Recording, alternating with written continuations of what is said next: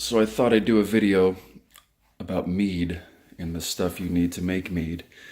I got into it a few months back after drinking this guy right here, Viking blood, and I've loved it ever since. If you don't know what mead is, it's just one of the oldest kind of alcohols or liquors, kind of that dates back way before the Vikings and way back when. It's nothing more than honey, water, and yeast.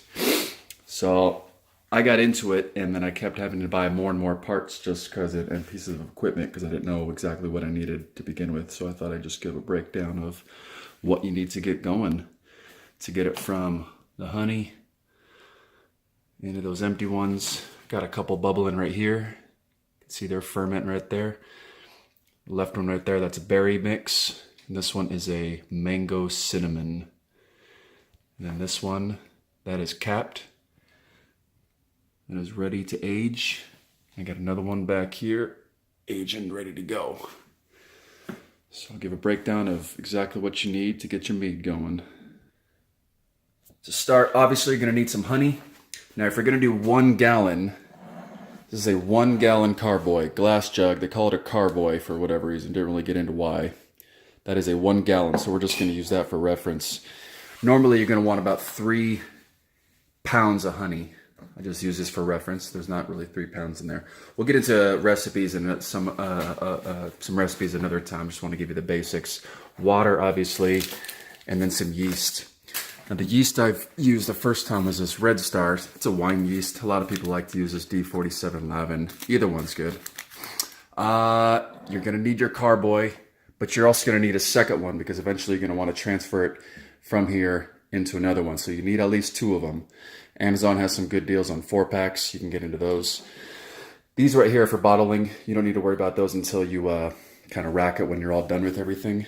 This is a 1 liter, and this is a 16 ounce, I believe that is. Other things you'll need a funnel. Any kind of funnel works.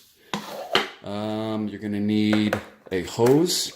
Now I like this one. 1 inch outside diameter, 3/8 inner diameter, and I'll show you why in a minute there.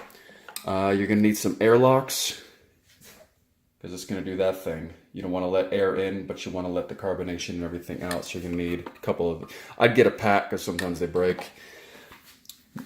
Here's some nutrients to help your yeast out. The Fermaid K and the DAP. A lot of people like to use raisins. Kind of does the same thing. I've been sticking to these. You're gonna need, very important to check your gravity, it's a hydrometer.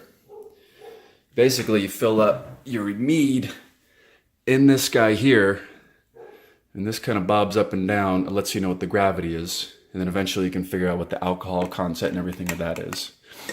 Now, to get your mead out of here and into here, you're gonna need one of these plunger kind of deals. Get back here. It's nothing more than a suction.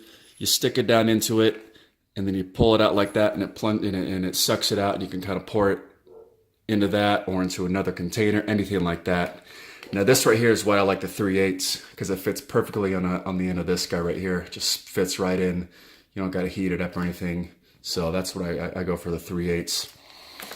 And that's basically it. Yeah, a couple other things you'll need. You need sanitizer to clean everything because it's real important when you're making your mead. You don't want to get any, foreign chemicals or you don't want, you want everything to be clean. Some people use bleach. I use this IO-Star. It's like an iodine kind of thing. I fill up my sink and I'll do just like a tablespoon's worth. pH, you want to check your pH, get some test strips. I think I want to get one of those digital ones. It'd be a little easier because you want to keep the pH, I don't know, 3.5 or whatever it is.